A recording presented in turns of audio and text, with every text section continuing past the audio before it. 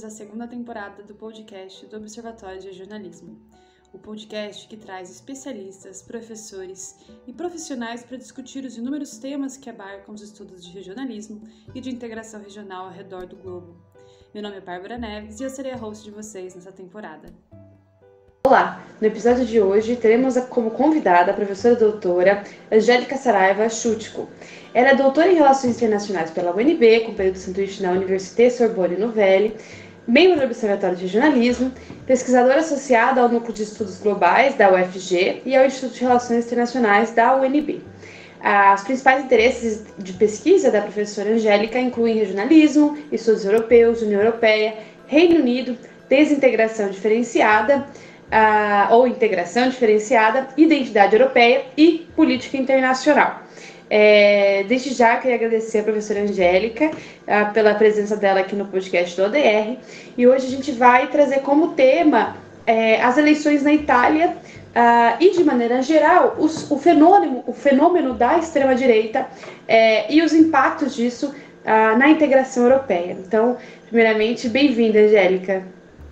Oi, Bárbara, tudo bem? Olá também aos nossos ouvintes e muito obrigada pelo convite para a gente conversar um pouquinho aí sobre integração europeia. Bom, a primeira pergunta, para a gente começar essa conversa. A Europa tem enfrentado diversas crises que refletem no tensionamento e no estresse do seu processo integrativo, como a crise dos refugiados e o próprio Brexit, né? Como o movimento de extrema-direita tem ganhado espaço na Europa e como isso reflete no processo de integração europeu? É uma pergunta muito interessante, né? Essa sobre como a extrema-direita ela vem nos últimos anos. Não diria nem que é um fenômeno tão recente assim, é algo que a gente já observa aí há mais de uma década, né?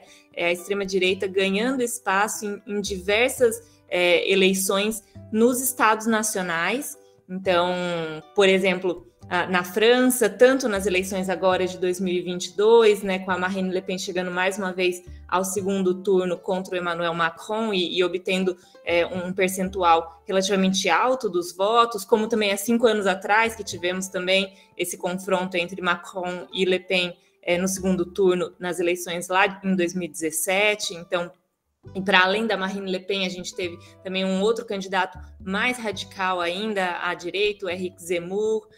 A gente vê agora também recentemente, no final do mês passado, final de setembro, a eleição na Itália, né, que a Meloni, então, vai se encarregar de formar governo na Itália.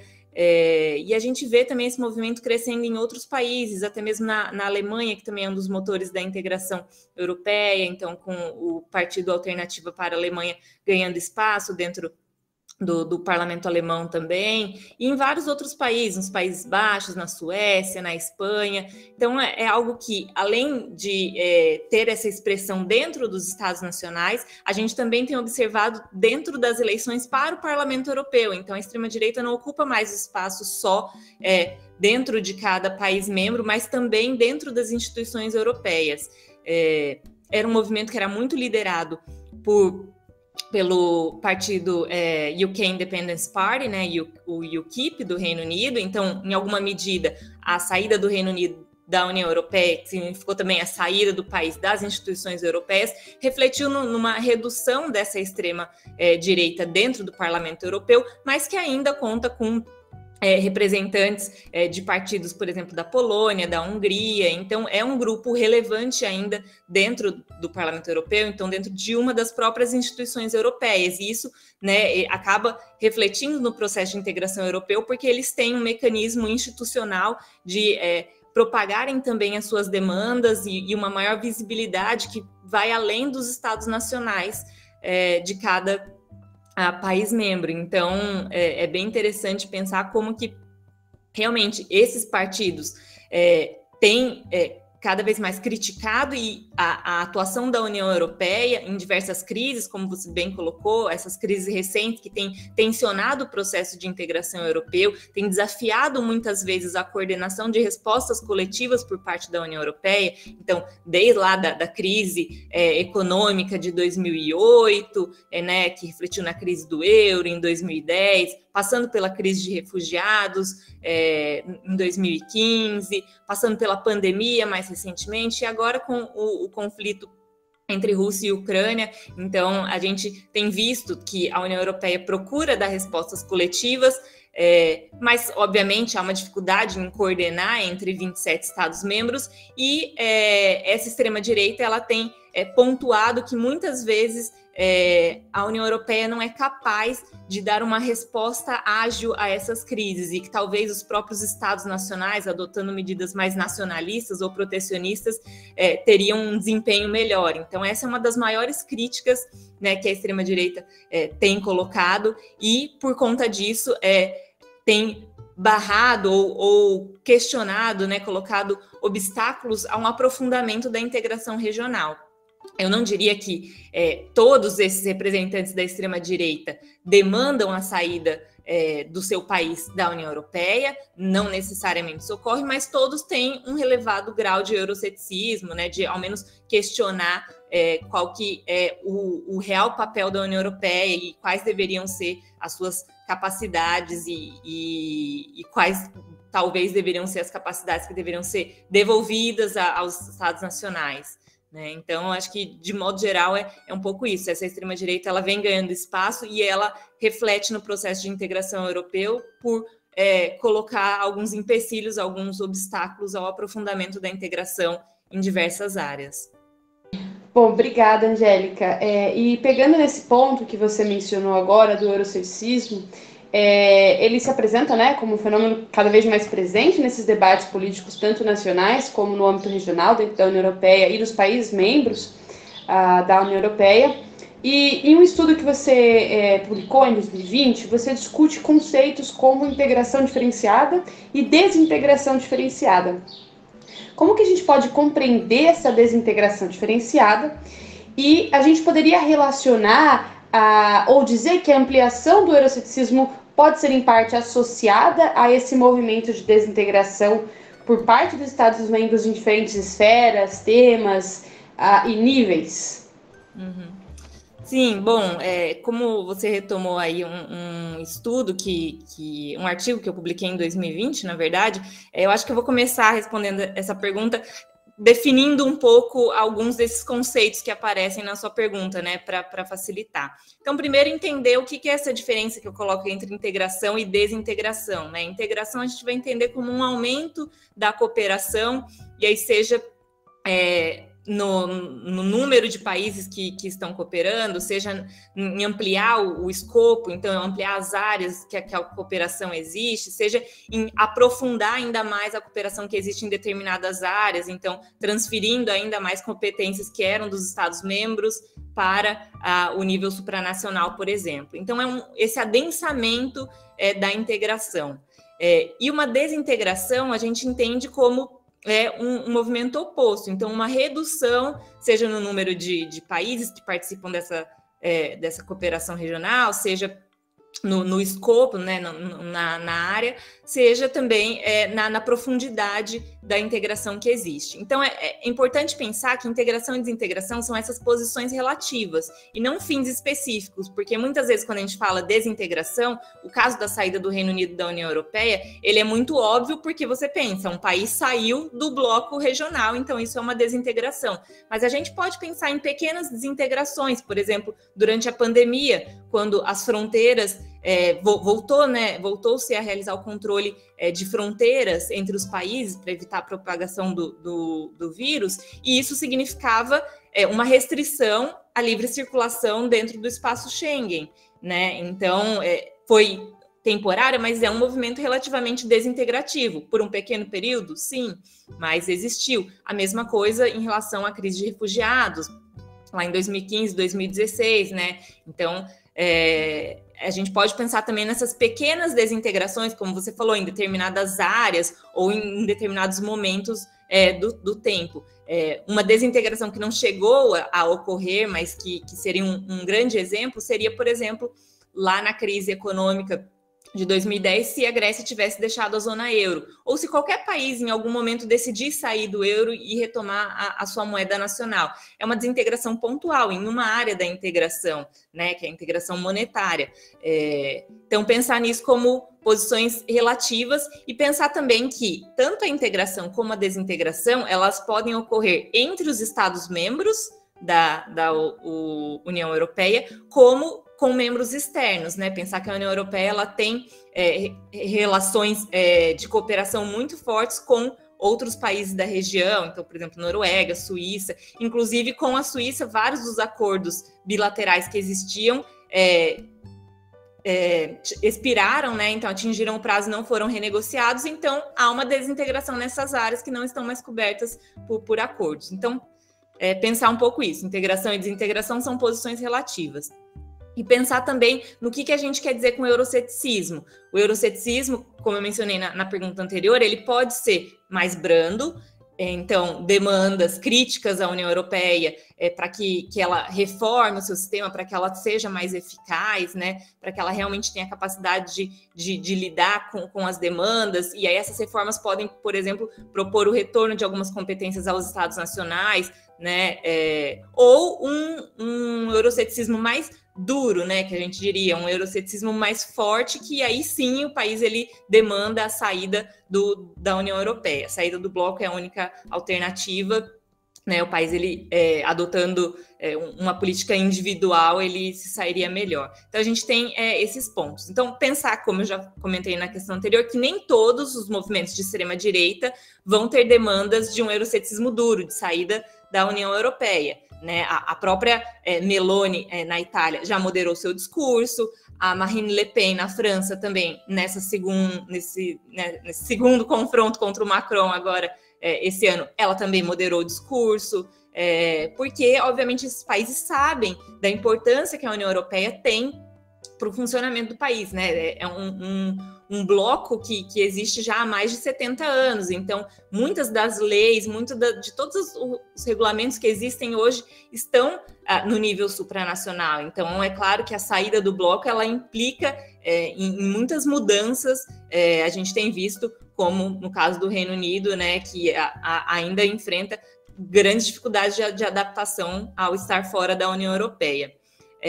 E aí, um outro ponto importante também, eu sei que eu estou me alongando um pouco nessa resposta, mas é a gente pensar que essas demandas, principalmente essas demandas eurocéticas, elas ganharam uma projeção maior a partir dos anos 90, né, num fenômeno que a gente vem estudando como o aumento da politização da integração europeia. Porque até então, até mais ou menos os anos 90, a integração ela era conduzida pelas grandes elites, pelos líderes políticos, não era um debate que chegava até a população. E a partir dos anos 90, a gente vai tendo, né, essa politização que pode ser entendida tanto como um aumento do interesse, da consciência da população sobre os temas de integração regional, quanto uma mobilização, um maior engajamento em entender o que ocorre na União Europeia, em acompanhar esses assuntos nos jornais, quanto é um movimento também de contestação e de crítica ao bloco. Então, é nesse contexto que esses movimentos eurocéticos vão ganhando força. No caso do Reino Unido, por exemplo, foi justamente nos anos 90 que surgiram dois partidos, o UKIP, que eu já mencionei, mas um outro que é o Referendum Party, que também tinha a demanda de um referendo para a saída do país da União Europeia.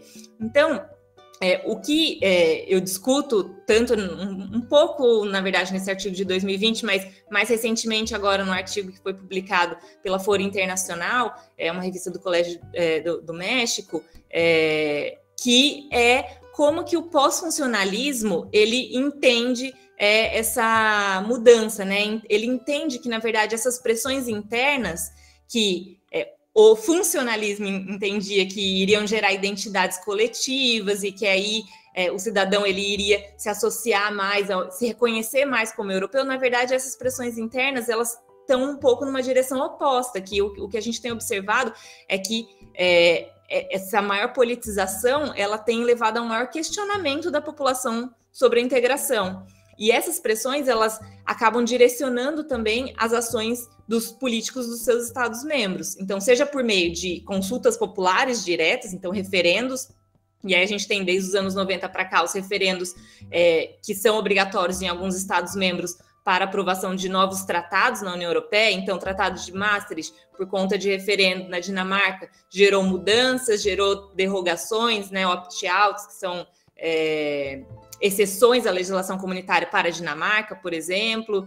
E aí a gente tem também todos os outros tratados que passaram por esses referendos, ou a existência de partidos eurocéticos que reforçam, então, uma demanda dentro do próprio processo de integração europeu por diferenciação, né?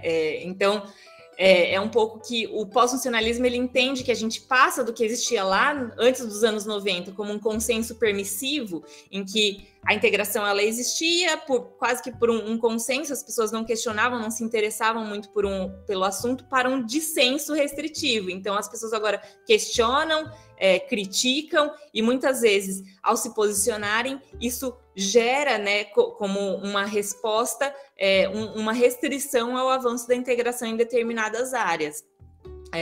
E aí, esse movimento ele pode levar a uma integração diferenciada, que é o caso que eu mencionei, por exemplo, da Dinamarca, que tem exceções. Pode ter uma integração diferenciada também externa, então de países não membros, como o caso da Noruega ou da Suíça, que votaram em referendos que não querem se tornar membros da União Europeia. Então, mais uma vez, é uma consulta popular que acaba trazendo esse resultado, como uma desintegração diferenciada no caso do Reino Unido, que também por uma consulta popular, por demandas eurocéticas, saiu da União Europeia. Então, eu sei que eu me alonguei bastante, mas eu acho que é um pouco entender essa ideia de que a desintegração diferenciada e o euroceticismo, eles caminham, assim, eles estão associados, porque justamente por conta desse euroceticismo que não está só nos partidos ou no nível político, ele ganhou espaço também dentro das sociedades. Então, isso gera realmente uma demanda das populações dos Estados nacionais para que os seus interesses sejam atendidos. E aí, até retomando um ponto que eu ia mencionar no final da pergunta anterior, mas pensar, e como que as instituições europeias reagem a isso, né? É claro, é uma reação às vezes tardia, é uma reação difícil, mas eu gostaria de pontuar duas iniciativas. Uma é o livro branco da União Europeia, que foi publicado em 2017, como uma reação direta ao resultado do referendo no Reino Unido. Naquela época, o Reino Unido ainda estava longe de realmente o processo de saída se oficializar e ganhar os contornos concretos que hoje já tem.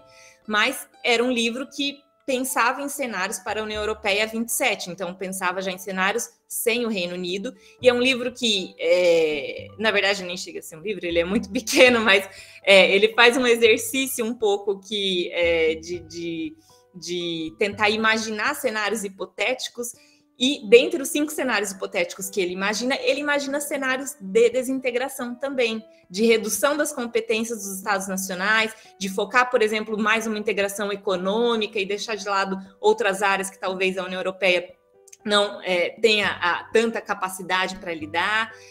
Então, é a primeira vez assim, que a gente vê uma resposta institucional da União Europeia pensando em uma alternativa para menos integração. É claro, é um exercício hipotético, é uma reflexão, mas é a primeira vez que a gente pensa em que talvez a União Europeia possa ser mais flexível e em relação aos seus Estados-membros e reduzir a integração em algumas áreas.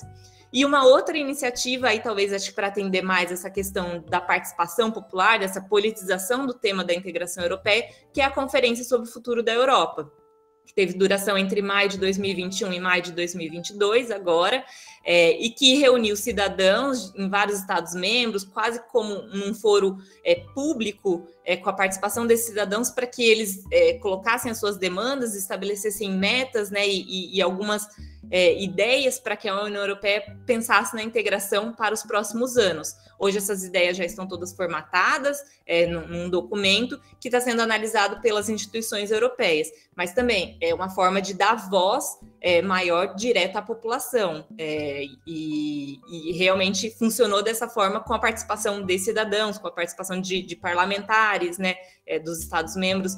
Então, esses pontos acho que são bem interessantes para a gente pensar em como a União Europeia tem tentado lidar com essas crises que vem enfrentando e com a ascensão do euroceticismo e da extrema-direita. Bom, e aí, caminhando para a questão da Itália, né, que você já mencionou no começo da sua primeira resposta, no dia 25 de setembro, então, desse ano de 2022, desde 45, ou seja, desde o final da Segunda Guerra Mundial, né, a extrema-direita venceu as eleições na Itália, colocando, né, elegendo a Giorgia Meloni, do Partido Conservador Irmãos da Itália, como primeira-ministra. E foi uma eleição marcada por um recorde de abstenção dos italianos, que também é algo interessante nesse movimento global da extrema-direita, né, como a gente tem visto nas eleições brasileiras também, que o Observatório de Jornalismo vem discutindo nos últimos episódios de podcast. Você mencionou que a Giorgia Meloni, ela tem moderado o discurso dela, né? Mas durante o período eleitoral, ela protagonizou discursos e defendeu posicionamentos contrários à União Europeia, principalmente no âmbito do nacionalismo, defendendo a pátria italiana, sendo contrária à questão dos imigrantes, né? Dentro de uma pauta econômica, claro. E, na sua opinião, Angélica, e claro, diante desse seu estudo sobre desintegração, integração diferenciada, como que esse novo cenário no qual a extrema-direita na Itália vem ganhando cada vez mais espaço e de maneira geral em outros países, como você mencionou, a própria Hungria, a Polônia, como que esse movimento pode impactar a integração europeia? Eu sei que você já mencionou alguns pontos específicos, né? Mas também pensando em relação à questão da Itália propriamente dita, quais seriam, né, num curto prazo, os principais caminhos, oportunidades ou limitações que a gente consegue visualizar no âmbito das relações entre os países europeus diante da eleição da Giorgia Meloni? Sim, pergunta interessantíssima para a gente acompanhar. Realmente, as instituições europeias estavam olhando as eleições italianas com muito receio.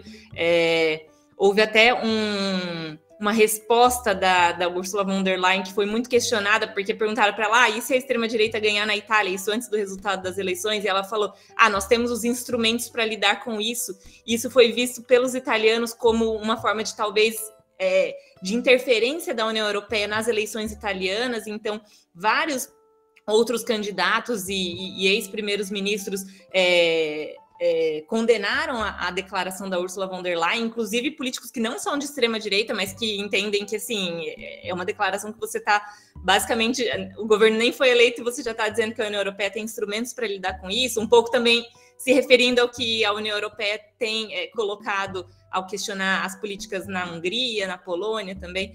Então, é muito interessante a gente observar isso e observar essa questão do baixo comparecimento à votação, porque esse espaço que a extrema-direita vem ganhando, ele também está relacionado ao fato de outros movimentos da esquerda, da centro-esquerda, de não terem a capacidade de mobilizar o eleitor para sair de casa no dia da votação. Entendeu? Isso não é um fenômeno que ocorre só na Europa também. Então, eu estava até lendo recentemente um texto que estava dizendo, será que em algum momento a esquerda italiana vai conseguir voltar ao governo? Porque ela não tem hoje uma capacidade de mobilizar esse eleitor. E essa mudança é uma mudança muito drástica no governo italiano, porque vem da administração anterior, que era um governo teocrático, do Mário Draghi, né, que já tinha sido presidente do Banco Europeu, então era o Super Mário, como era chamado, mas ao mesmo tempo a gente vem passando por uma grande instabilidade nos governos italianos, a dificuldade dos primeiros ministros de terminarem os seus mandatos. Então, desde 2011, que encerrou-se o mandato do Silvio Berlusconi, a média é de 2 anos, mais ou menos, no governo. Até, coincidentemente, né, hoje, quando a gente está conversando, caiu o governo da Liz Truss no Reino Unido, e a capa da The Economist fazendo um trocadilho com a Itália, dizendo que o Reino Unido virou a Itália porque está trocando toda hora de primeiro-ministro, porque isso aqui é uma bagunça. Então, E aí até as críticas é que essa bagunça ela é muito britânica mesmo, né? Não vem a trazer outro ponto. Mas, enfim, a Giorgia Meloni tende a formar um governo que vai chegar quase, ou provavelmente vai obter realmente a maioria, então talvez ela tenha um pouco mais de estabilidade para governar, mas sim há essa mudança drástica em relação ao qual é o posicionamento da Itália em relação a assuntos europeus. Ela tentou moderar um pouco o discurso, mas vou tentar pontuar aqui alguns itens que chamam a nossa atenção. Primeiro, qual que é o papel da Itália dentro do bloco, agora que não existe mais o Reino Unido, né? Então a Itália é a terceira maior economia do bloco, é um país importante da zona euro, é um país importante para a questão do fluxo migratório que vem do Mediterrâneo, e aí, como você bem indicou, a Giorgia Meloni já colocou a proposta, né, que ela tem, na verdade, de criar esse bloqueio para a chegada desses imigrantes pelo Mediterrâneo. Então, ela tem uma visão eurocética, sim, ela tem tentado, né, como eu falei, moderar um pouco o discurso, porque ela sabe que a Itália depende também dos fundos dos programas europeus, e que essa seria a forma, né, quando a Ursula von der Leyen se referiu, nós temos os instrumentos para lidar com esse governo, é um pouco isso, porque sabe que essa questão econômica importa muito. A Itália vem enfrentando uma crise econômica, uma crise energética também no atual momento por conta do conflito entre Rússia e Ucrânia, então com certeza ela vai precisar construir algumas pontes com Bruxelas, sim, mesmo que ela queira talvez renegociar alguns termos para concessão desses fundos, mas ela não tem tanta assim, flexibilidade para criticar tanto ou mesmo chegar a propor uma saída da Itália da União Europeia neste momento, porque a Itália não conseguiria se segurar sozinha. A gente tem visto que o próprio Reino Unido, que é uma economia muito mais desenvolvida do que a italiana, vem passando por essas crises, né, e passa também no momento por uma crise econômica.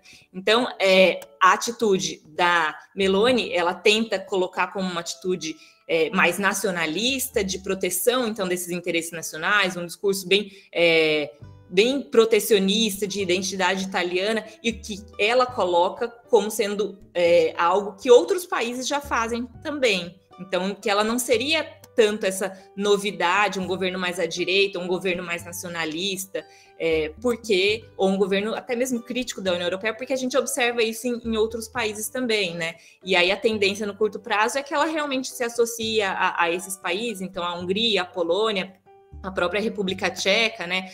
A Meloni, ela é ainda, né, a líder do grupo European Conservatives and Reformists no Parlamento Europeu, então, que é um grupo que reúne partidos de mais conservadores, na verdade, não chegam a ser tanto assim de extrema-direita, e aí ela tem também esse bom trato, esse bom fluxo dentro do Parlamento Europeu, então é também conhecida por outros líderes.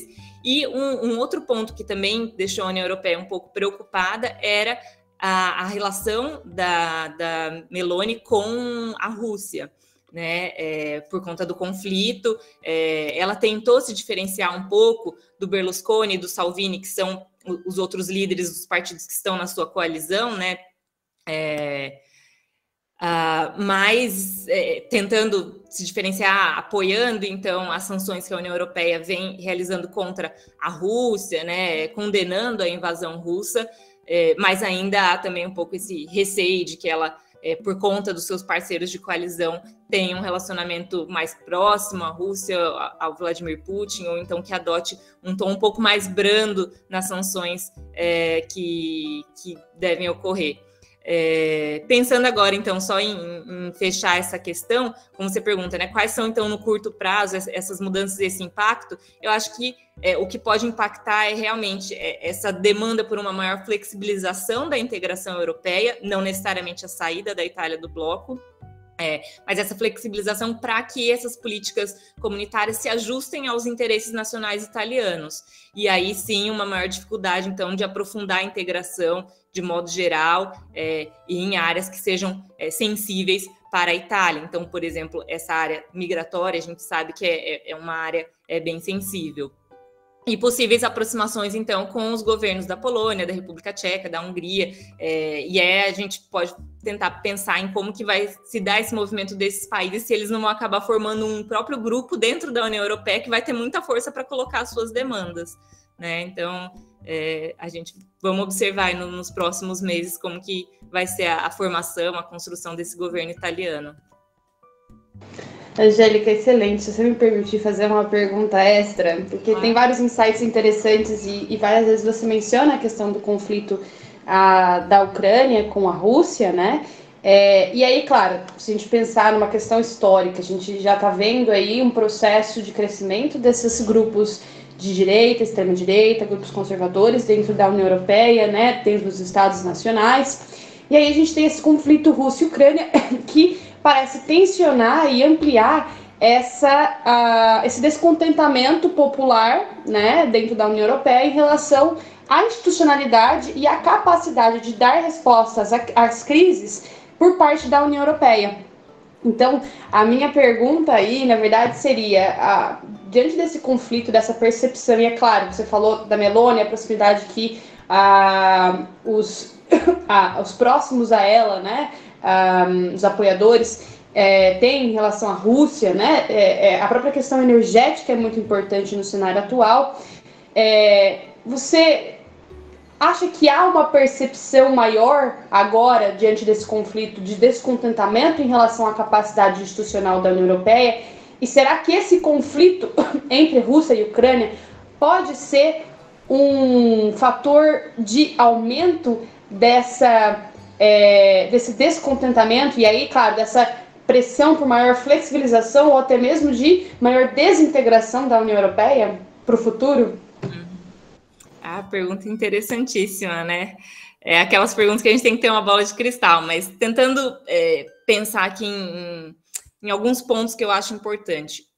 O primeiro é que, é claro, com certeza, a crise energética e a crise econômica, inclusive a crise migratória também, com o fluxo de ucranianos para a União Europeia, que o conflito tem gerado, ele coloca muita pressão na capacidade da União Europeia de lidar com o conflito.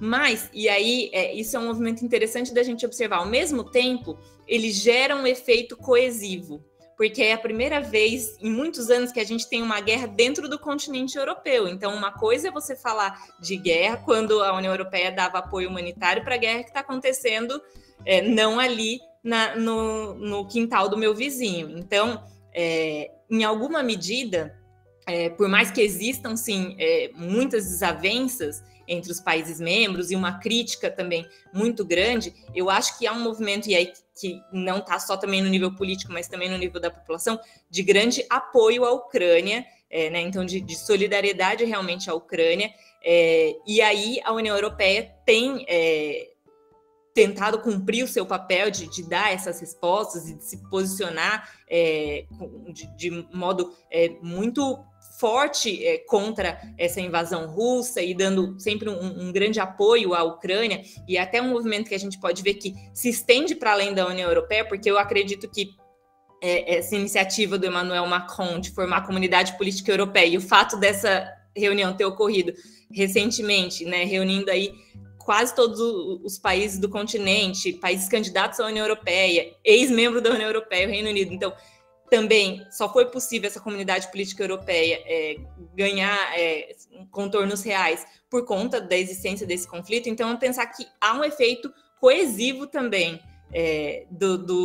da guerra, né? Se a União Europeia ela foi criada justamente no pós-guerra para evitar instabilidades e novos conflitos entre os países da região. Então, são duas pressões e a gente vai ter que ver, então, qual lado, né? A gente sempre fala de integração em forças centrípetas e centrífugas e pensar um pouco qual força vai ser maior nesse caso. Porque, obviamente, pesa muito, sim, a questão econômica, a crise energética, e os governos têm tentado dar respostas nacionais e também no nível europeu, mas eu queria só fazer esse contraponto da gente pensar também como que o conflito, ele gera um efeito também integrativo, assim como a própria saída do Reino Unido da União Europeia, né? Eu exploro isso um pouco na minha tese de doutorado, a ideia de que é uma desintegração, porque sai um Estado-membro, mas que gerou uma coesão, porque os Estados ficaram juntos durante a negociação. Então, os 27 negociaram em bloco com o Reino Unido, né? Sempre tentando superar um pouco desavenças que existem em outros setores. Então, acho que a gente tem que acompanhar aí, principalmente essa comunidade política europeia, e se ela não vai acabar tomando um pouco mais à frente desse tema, por integrar outros países, além daqueles que estão na União Europeia. Perfeito, Angélica. Muito obrigada pelas excelentes respostas, pela reflexão desses temas que, é claro, a gente vai ter que continuar acompanhando, mas que é importante pensar nesses dois lados, uma pressão para integração, desintegração, coesão, né? Às vezes a gente tende a olhar as coisas com bastante negatividade, né? E esses pontos de positividade são muito interessantes, até mesmo para a gente olhar o nosso próprio processo integrativo na América Latina, né? Então, isso é muito, muito importante. Então, eu só queria agradecer a sua presença e agradecer a todos que nos ouviram até agora nesse episódio. Muito obrigada, Angélica. Obrigada. Nosso episódio chegou ao fim. Agradeço a todos que nos escutaram pelo Spotify ou nos assistiram pelo nosso canal do YouTube. Se você quiser ler nosso dossiê na íntegra, assim como acessar nossos conteúdos, entre no nosso site, observatório.rep.org. Vocês também podem seguir nossas redes sociais e acompanhar as novidades e trabalhos do grupo, através do Twitter, do Facebook, do LinkedIn e do nosso Instagram. Até o próximo episódio!